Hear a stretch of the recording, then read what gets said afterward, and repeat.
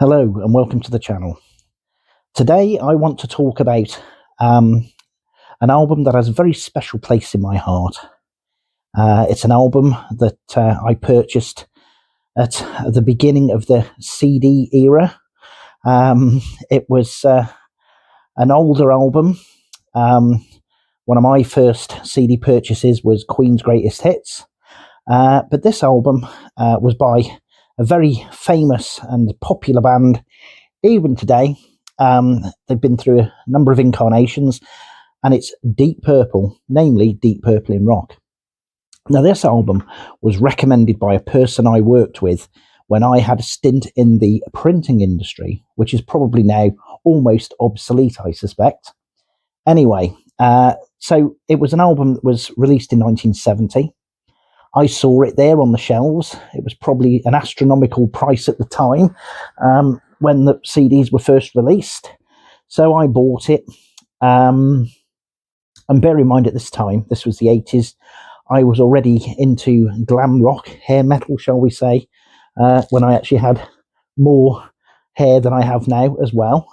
And a lot of my favourite groups were groups like Van Halen, Poison, Aerosmith were a massive draw for me. I loved their albums. I got into them around 85, I think, with Permanent Vacation. So on my first listen of Deep Purple in rock, I was a bit perplexed, to say the least. But over time, and again, I don't know about you, but sometimes it takes me a little while just to get into the albums and appreciate actually the music that's been presented there. So I listened to this, and the more I listened to it, and I'm going back to this even now. I mean, I bought this when I was probably 20. So I'm 54 now. I still go back to it. This is still that CD from the era of the CD revolution. So I go back to this album, and I have to say, quite impressed by it, in the fact that it's really, really pretty heavy when you think about the last album I believe they released was an orchestral one. You know, this Mark II lineup, it's almost as if they went into the studio this time with just absolute, a driving purpose just to produce one of the most heaviest albums they could ever make. And they really did succeed in this. Speed King, you open up with that blistering, cacophony of guitar sound. It's just, it just sets you straight into, the mode and the mood of what's coming next. And this song just drives away. Ian Gillan's amazing vocals throughout. Speed King is just, as it lives up to its name. It's just a frenetic, frantic song. But it's really good.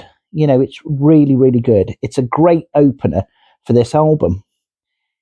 You've got Bloodsucker, the classic Child in Time. I mean, that is, when I first heard that, I didn't quite know what to expect. But, you've got this real slow build, you've got John Lord there, just, playing that Hammond organ, just, gently, and obviously through a Marshall amp. But it just builds and builds. And Ian Gillan's just incredible wailing screams throughout it, as it builds into this crescendo, is just phenomenal. It is just an absolute classic track of the era. It is really mind blowing, and I do love that track. The other one that just really got me was Flight of the Rat. Again, the intro, Richie Blackmore's guitar on Flight of the Rat.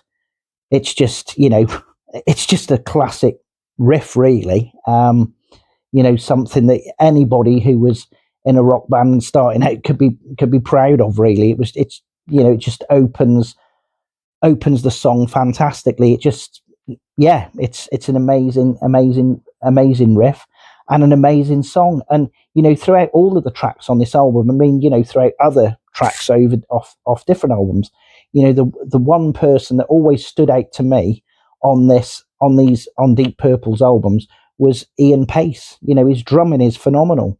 I think sometimes Ian gets overlooked. I mean, obviously we can mention people in classic rock like Neil Peart, for instance, one of the greatest drummers I think who ever lived. You've got people, obviously like Cozy Powell,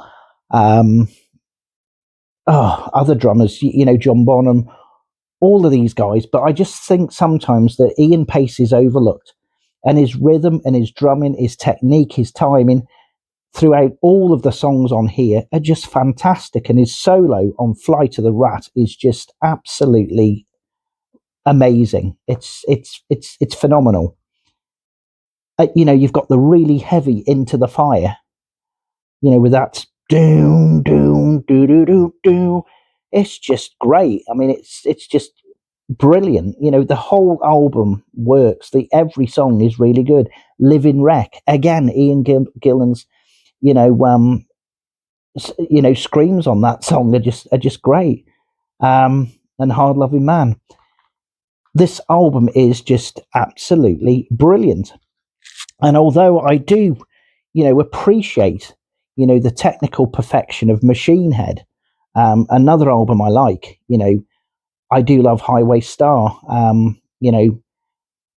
Maybe I'm a Leo, Pictures of Home. I could do with never hearing Smoke on the Water again. And I'm not keen on, Space Trucking. And yes, I've got to be honest, this Machine Head, and despite the circumstances and how it was recorded, is really, I mean, it's a nice, smoothly produced album, and I do enjoy it. But I have to say, for the sheer rawness, I do always go back to Deep Purple in rock. And very briefly, we've all got a favourite Deep Purple album, I'm sure. But, Deep Purple in rock, as I say, always will have a special place for me. I just love the heaviness of it. I love the drumming on it.